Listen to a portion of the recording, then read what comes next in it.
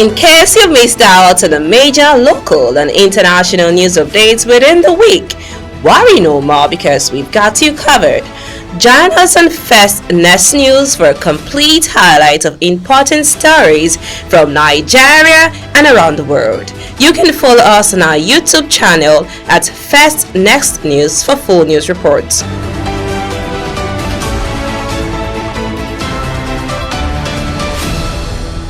Hello everyone, a very warm day to you. I hope your day has been going great. I remain your humble host, Becky Usaro. It's that time of the show, Citizens Dialogue on First Next News Port Harcourt, where we discuss trending and interesting political topics. Joining me on set to have this conversation is Kings Ojalo and Zach Jimmy. Do sit back, relax, and enjoy all we have for you on the set. Thank you. It's a pleasure having you both always with me here on set, Kings Ojalo and Zach Jimmy. You guys always look amazing. Thank you, Becky, and good morning. Okay, over to you, Zach. The governor of Jigawa State, Malam Umar Nnamdi, said Nigerians, they should vote for Tinubu for the 2027 election that is coming up. So he's urging Nigerians and he's giving us hope that Tinubu is the right person that we should look up to for 2027 presidential election. He made this statement while speaking at the inauguration ceremony of the 4+4 Tinubu and Nnamdi mobilization on group held at the Manpower Development. What's your reaction on that story?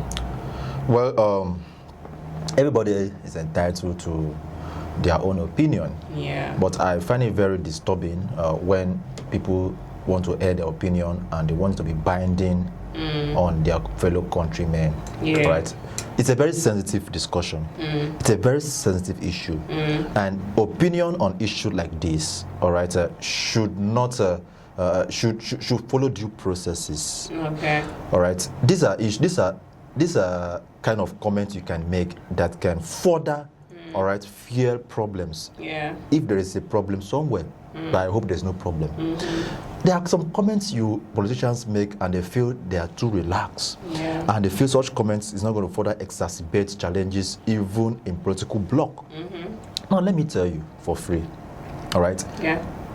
The idea of campaigning, the idea of endorsement, the idea of even raising somebody's name, of even mentioning somebody's name and making it official to Nigeria and say, okay, Nigeria should, that's campaign. That is campaign. That is it's not indirectly or directly, that is campaign. You are campaigning for the person. That is to tell you that we have governors who don't understand the rules and regulations of that document that governs, which is the constitution, even the electoral act. Yeah. Section 94 says 150 days to election. But you've now seen governors who now sit very comfortably. The other day, one of them, the Niger State Governor, Mohammed Bago, said he is the DG of Tinubu. That means that's what they have to offer. Sure. He made that comment and he said during the remember when this 4+4 started during Buhari, when they were keeping their hands like this 4+4. That is what Nigeria want to see. These are people who for me, I think, in ethic, let me use what ethic. They say meaning you've deviated from the major course to doing something else, and that's what they are doing. And what they're trying to do is let us see how we can support Tinubu, because that's the only thing they can offer, and not governance. So Lamide was the governor of that state. We all heard how that state turned into. Now he's a governor.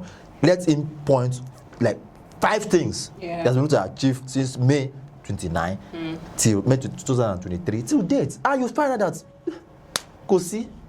So that's it. Thank you so much. Jalo, do you agree to that conversation? Actually, Governor Malam Umar, the thing is, I think for what he emphasizes on that the citizens should deliberately vote for President Tinubu coming is I think he's making that statement. I always use this word, selfish interest. Now this governor in particular, who is urging Nigerians to vote in the current president back in 2020, check out his own state. Jigawa presently, how is Jigawa in Nigeria settings? Check out your environment as a governor. What have your state, what has Jigawa presently achieved during or in this Tinubu administration? that you boldly come out to say Nigeria should, I think that is he has let, to me, I think Nigeria should see that as a selfish statement, because you are in the same political system or party with the president, and you are urging, how have the people of Jigawa benefited from this administration? Him himself, is he doing well for his state? You can't just boldly, you can't just speak on behalf of Nigeria based on your own interests.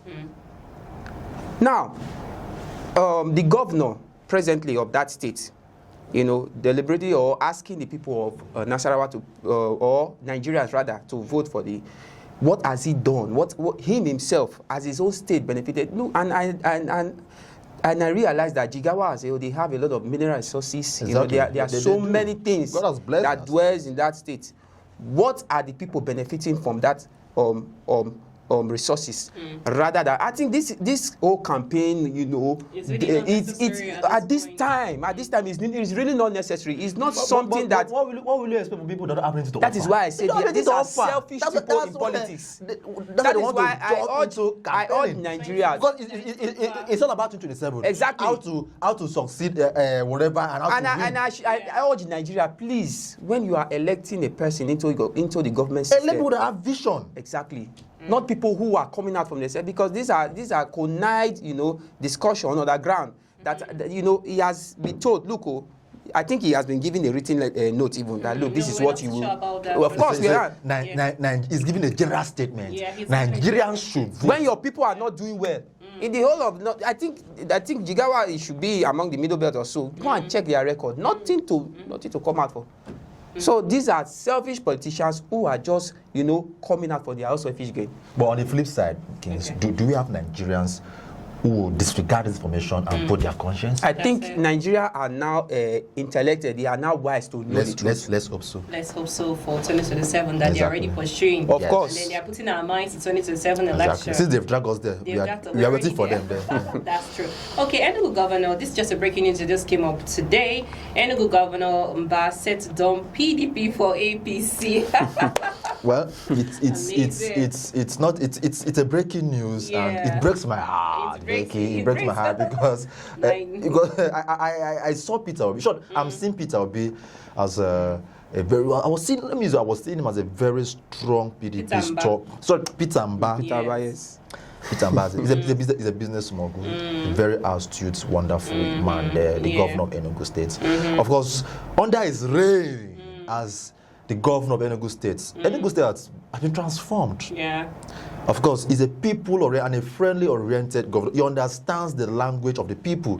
He knows where to inch his programs that will, so far so good. He has been provide solutions to any predicament the people of Enugu, the Enugu facing. Enugu is one of the ancient city. Yeah. And he has brought in somebody. The core city. Remember the last time on this program where we talk about the plan of using the coal to generate more. This is a governor that has plan, that has vision.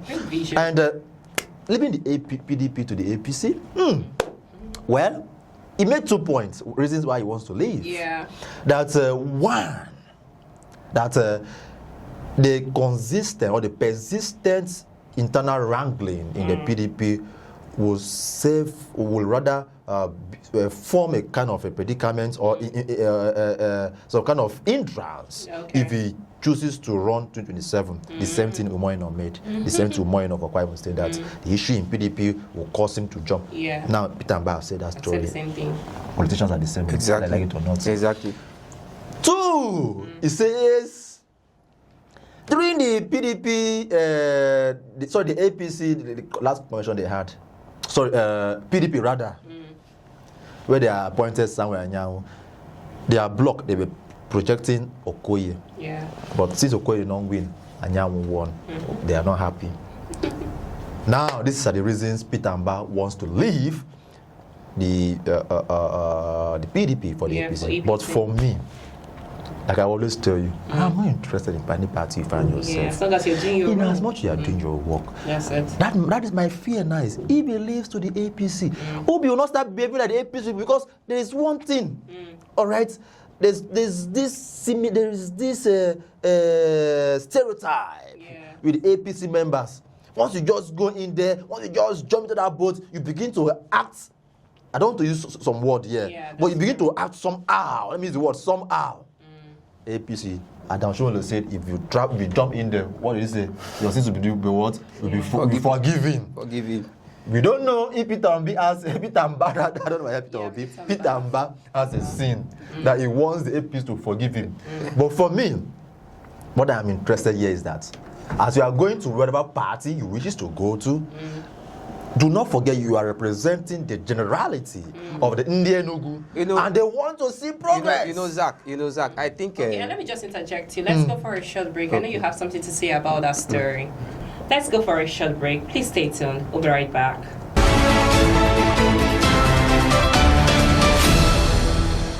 Thanks so much for staying tuned. I remain your humble host, Becky Usar.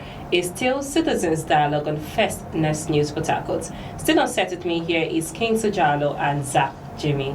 Okay, King, so you wanted to say something about the government of Enugu State. Yes, I really want to relate this issue to all politicians all over Nigeria. I think it's childish. Honestly speaking, it's childish. We don't really now moving from one party to another. I think there should be a policy. I know it's not certain in the Nigeria system, though I think they should be, because if you view this whole thing, it will seem as if Nigeria is becoming or wants to become or start practicing a one-party system, which cannot be entertained in this country or cannot be done in this country. Now, looking at different political politicians, moving from one party to another or moving to the ruling party, it is childish, to be honest. Now we had governor of Akwa Ibom the other time moved. We have governor of Delta State moving to APC. Different governors moving to APC, all because the APC is a ruling party. I think it's childish. Now, if the PDP you were, if you didn't have confidence in that particular party, why then did you go into it in the first place? Yeah, okay. Thank you so much. Okay, so Abuja High Court brings forward Nnamdi Kanu's hearing today to assist to treat application for release. What do you have to say on that story? In the aspect of Nnamdi Kanu, I think I really want to, though I'm not the best person to say, okay, Nnamdi Kanu should be released. Okay. But I think it's high time the case of Nnamdi Kanu should be settled. Okay. Because this case, I think, more than how many years now? He has been in custody, no probe, no proper allegation that should be done against it. Okay, if he should be taken to life imprisonment, he's just being kept in custody. I think, and it's affecting him mentally. Exactly. Yeah. So, but one thing I want the federal government to know, look, it's going to be a big problem if anything happens to that man. No, that is just. We won't really be certain. Yeah, we won't be certain, but that is just the fact. Okay. Because when you say big problem, what are you really? Yes, because if anything happened to him in that custody or in terms of death or whatever, it's going to be big, because the Igbos won't really take it lightly. You understand? But he is not. Yes, we are not being tribal, but he is. Let's be frank. Okay. The Biafra, the people, the IBOB, as Biafra, I think it's under the eastern part of the southeast of Nigeria. Yeah. Now, these are people who still have the belief that when he comes out in custody, one or two things, but we can't be certain because he is not. I'm not in support of that IPOB or whatever, but it's not going to be a joking matter if anything happens to that man, because that is just the truth. Thank you so much. Okay, just a round up for the segment. Zach, what do you have to say on this? Okay, the issue about Mazi, very important. Nnamdi Kanu, the leader of the proscribed indigenous people of Biafra. That's it. Of course, I've been in the conversation for quite a long time now, and netizens in Nigeria, they are worried. Of course, the people of the Indigbos, of course, generally, or any Indigbo cultural group, but the Indigbo nationality, of course, they've been worried, and they've described the incarceration of Nnamdi Kanu as unwanted, unfounded, of course, to some extent not based by law. But the truth is this. You see, in Nigeria, there's what we call separation of powers, such that the judiciary, the executive, and the legislators, they're supposed to be acting differently, but in a united front. But what we are now seeing here in our country is the executive interfering in the issue of the judiciary, allegedly. The legislators are in the judiciary. Yeah. That is why the issue of Nnamdi Kanu, ever since he was repatriated back to Nigeria by late Buhari, till today. What is there? Sentencing for this? No. You keep taking him to court every day and every time, to a point you even change lawyers. To the extent you want to think they are using it as a political affair. It is not. It is political. Honestly, it is not political. It's because getting out of hand. Because it is political now. If you ask, I'll come there. Okay. Let me come from the Constitution. Okay. Section 33. Section 33 of Constitutions gives the right to freedom of association, freedom of movement. Like you are free, freedom of expression. Yeah, it guarantees you. Now they are misinterpreting that as felony, right? That section 33 talks about freedom of organization. Now let me also talk about section 35. Section 35 talks about freedom, of course, a right to freedom of association. Now section 36 talk about fair hearing. Look at section 33. Look at section 35. Look at section 36. If you feel that the judiciary, as the Judicial Council of Nigeria, all right, he has obstructed section 36, why not give him the fair hearing? Yeah. Okay, he has been sentenced for this. Let's keep adjourning. Section international human rights in section 35, they frown at it. Yeah. So look at Simon Ekpa in Finland. Just now. What's there? Is there in Finnish government in Finland? Yeah. When it is done, they will send him back to Nigeria. But and you hear that when it comes to Nigeria, maybe nothing will happen. But why is it Nigeria on? Till today. Yeah, I'm not concerned if the crime is felony or whatever. But what I'm concerned is if you are sentencing him for this, let him go for this. When we talk about a good judicial and legal system in Nigeria, you should talk about expediting judicial processes such that if Mr. AAA is convicted for a crime, he should be able to know the next step is what his sentence is. In a couple of days, go to prisons. You see that some of them are there. They don't even know when they won't start their own. No trial yet. We're hearing so we should the Judicial Council. Something positive today. Becky, I can even preempt the result for you. I will tell you the fact that the case will remain the same. But now on the flip side, you know he's not feeling too cool. They don't. Health-wise. I don't think they're not even allowing him to see his doctors. They don't even allow him. Even the disease custody. Now. On the flip side, let us balance it up. Okay. Do we have the Igbos who are in support of him in flesh and blood, not by lip? Yeah. Because I am seeing the likes of some governors, I don't want to mention their name here, Yes, that are still supporting him indirectly. Remember the last time, current minister of Works, Engineer Dave Umahi, he was saying, and the president is going to consider. I don't look at him and say, this is your brother. The same Southeast people who are crying of marginalization, they'll not be allowed to. Do they have a united front? Don't we have the likes of the governor of Imo State, Upozodima, who is always in the airport to welcome or to send off Mr. President? Even the last day Fubara went to visit his office, he was there like a head. I look at this, a governor that's supposed to be in his office attending to files. You just see him all the time with files. So we have leaders from Enugu, which to me I feel you should pick interest. They're not interested. They're not interested. So it's as if he's the one fighting his own cause. Unless, but I know there's some few others.